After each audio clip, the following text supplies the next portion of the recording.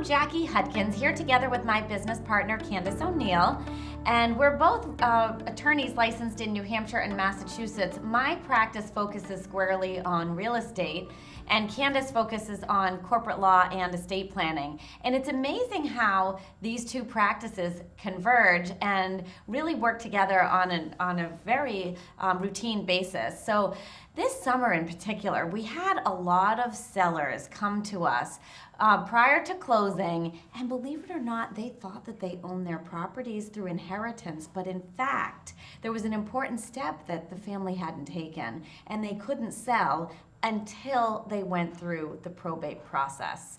And so what happened is the real estate closings were all delayed.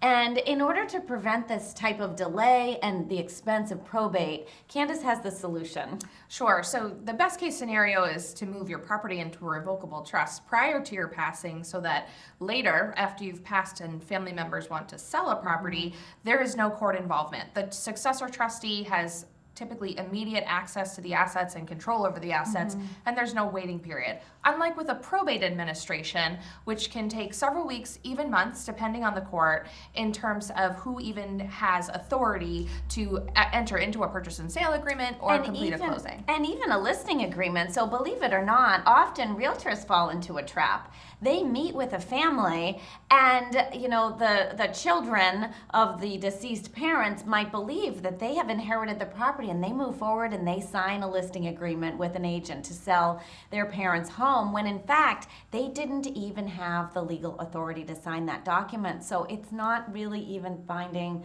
valid, or enforceable. Then they take the next step of actually signing a purchase and sale agreement. This happened in our practice this summer. They'll sign a purchase and sale agreement. The buyer then expects a timely closing, and they start tolling expenses to pursue their purchase based on a certain timeline.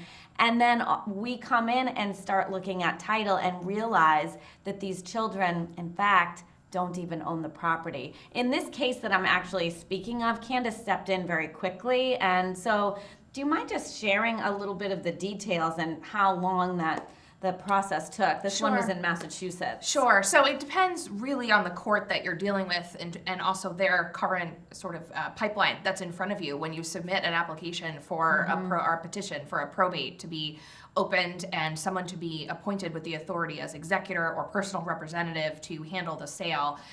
In this case, we had a situation where probate had not even been initiated yet. So this was really worst case scenario, unfortunately. We were starting from ground zero.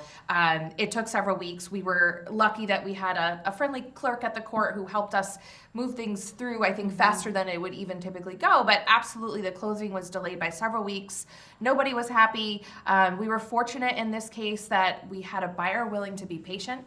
Yes. But that's not a guarantee and not always the case. And so what happens is until someone is appointed as executor or personal representative, no one has authority to sell the property. And then depending on what state you're in, whether you had a will or not, and what the will says, you may also have to get a license to sell, which is another step in the process. So this is why in the case that Jackie and I are referring to, that process took several weeks from start to finish. And when I say start to finish, I mean just in terms of having someone have the authority to execute the sale, but now the family still has to go through the rest of the probate process, which will likely take until the completion of a year.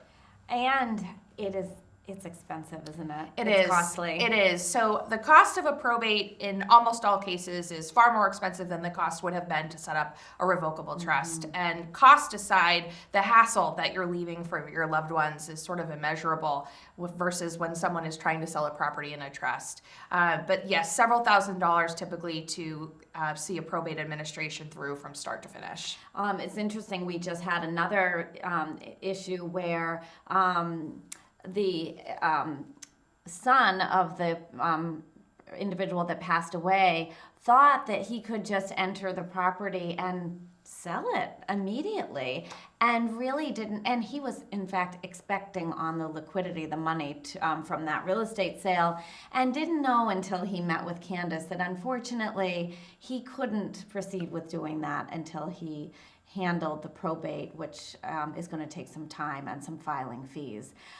So this is a perfect example of where real estate and estate planning converge, and we like to stay ahead of these issues. We are happy to meet with clients on a complimentary basis for a consultation, and then we'll put a plan in place so that we can avoid some of these things. That's right. So if you have someone who has passed away that is on title for a property that you're looking to sell, the best practice is absolutely to initiate that probate proceeding before the property is ever brought to market. And that's what we would be here to help you through. And then once we have the appropriate authority in place, the real estate portion or team can take over. So where real estate and estate planning converge, it's real planning, and we'd love to help you get there.